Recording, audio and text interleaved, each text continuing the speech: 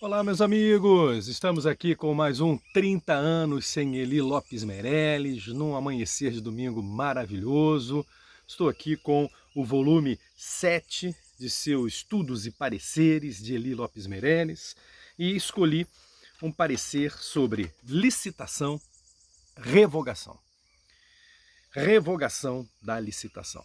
Tema que à época era bem polêmico. Eli Lopes Meireles escreveu esse parecer em 9 de abril de 1980.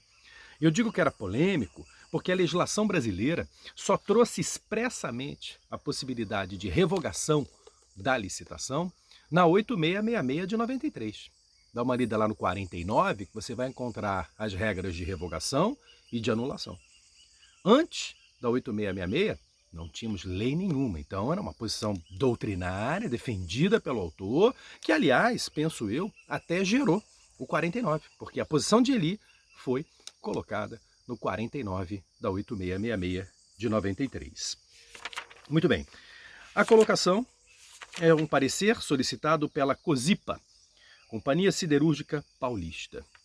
E antes dela fazer a solicitação, quanto à possibilidade de revogar uma licitação que estava em andamento na COSIPA, ela fala assim: a consulta esclarece que a COSIPA é uma sociedade anônima, pessoa jurídica de direito privado, não integrante da administração indireta da União, embora seu controle acionário seja detido pela Siderúrgica Brasileira S.A. Siderbras. Bom, provavelmente a COSIPA foi desestatizada, né? Ela não deve ter mais essa relação com o governo federal, a Siderbras também nem mais existe. Agora, se você pega essa colocação nos dias de hoje, ela está equivocada. Porque se uma estatal tem o controle de uma empresa privada, esta empresa privada vira uma controlada, espécie do gênero empresa estatal. Então a colocação aqui da consulente, né, dizendo que ela não é uma estatal, é bem questionável. Aliás, o item 1 do parecer, natureza jurídica da COSIP. O Eli também achou estranha essa frase aqui e resolveu trabalhar.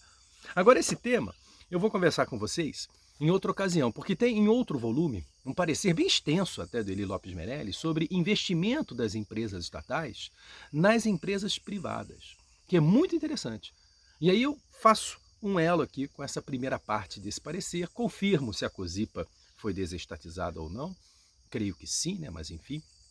E a gente fala dessa história de empresa pública, sociedade de economia mista, subsidiária e controlada, as 4 empresas estatais que nós temos. Se você quiser já adiantar alguma coisa, leia o parágrafo 1º, aliás, 6º, do artigo 1º, da 13.303 de 2016, que é o Estatuto da Estatal. Ali ele fala da controlada abraçada pelo Estatuto da Estatal.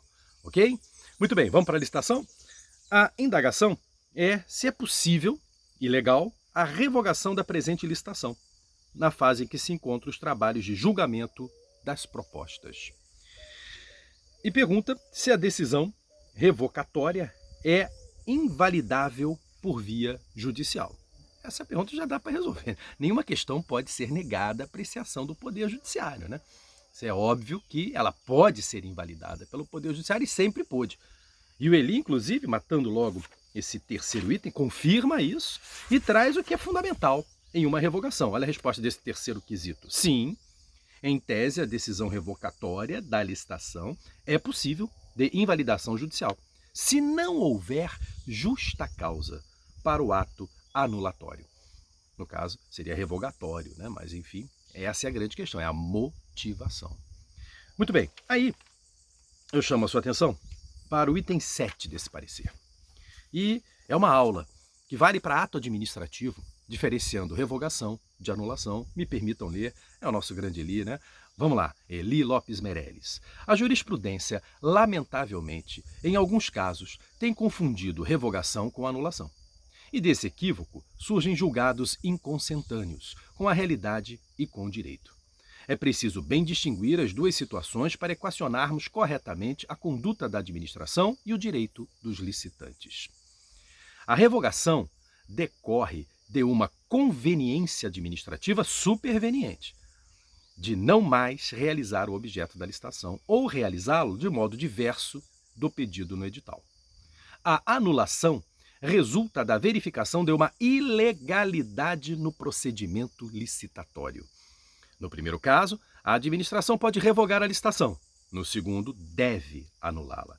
Em ambos os casos, exige-se justa causa, ou seja, na primeira hipótese, a indicação do interesse administrativo na revogação, na segunda hipótese, a demonstração de ilegalidade ensejadora da anulação.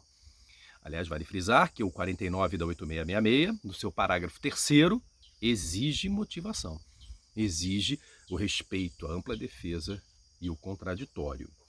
E ele fecha esse item 7 citando: essas duas decisões estão agora bem diferenciadas na súmula 473. Olha, a súmula 4, antiga, que tem gente que nem quer mais usar hoje em dia, né? Mas eu sempre falo, ela está aí até hoje.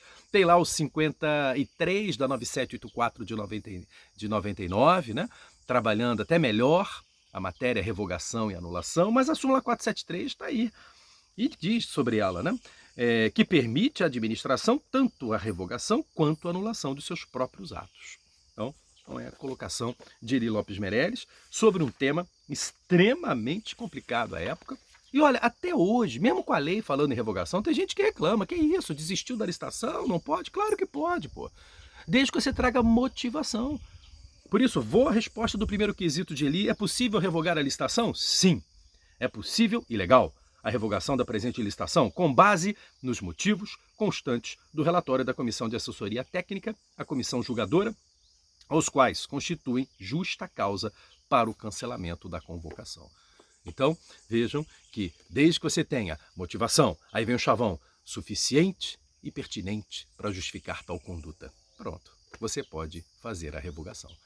E é evidente que a empresa que está primeira classificada no julgamento não vai gostar, é ótimo, é óbvio, né? Ela já passou da fase de competição, ela está preparada para assinar um contrato e eu revogo a licitação, ela vai reclamar, vai falar mal, vai dizer que é perseguição política. Então vamos lá, vamos parar de rodeio. Cadê a motivação?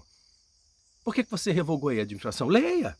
Se ela for suficiente e pertinente, não tem perseguição política. Se ela for vazia, sem um fundamento, teoria dos motivos determinantes. A empresa que se sente lesada vai a juízo e anula a revogação. E mais, à época, porque eu já cheguei a lecionar com base no 2.300, né? Eu comecei a lecionar em 1987, né? Então peguei o 2.300 um bom tempo. E lá não tinha, né, revogação. E a argumentação que eu utilizava é o seguinte: olha, é inútil negar a revogação da licitação pelo seguinte: tá bom, se eu não posso revogar, vamos assinar o contrato. E no dia seguinte eu faço rescisão unilateral por razões de interesse público. Olha que coisa inútil, assinar um contrato que eu já sei que agora, como a lei sempre admitiu, a cláusula exorbitante de rescisão unilateral por razões de interesse público, que é a mesma justificativa da revogação, bom, já que eu não posso revogar, então assina um contrato aí. Ó, mas não comemora não, tá? Porque no dia seguinte eu vou fazer a rescisão unilateral do contrato, que hoje, na 8666, está lá no 78, inciso 12. Quer dizer, então era inútil negar a revogação, né? Porque se você falar, eu tenho direito ao contrato, tá bom, então assina essa porcaria, tá satisfeito? Agora me dá aqui, rescisão unilateral por razões de interesse público, tá vendo? Era melhor ter revogado logo isso lá atrás, pô. Então, é realmente uma colocação bem interessante, por isso que a gente sempre aplaude Eli Lopes Meirelles, porque é uma posição firme, muito bem fundamentada, numa época que não tinha lei resolvendo a questão.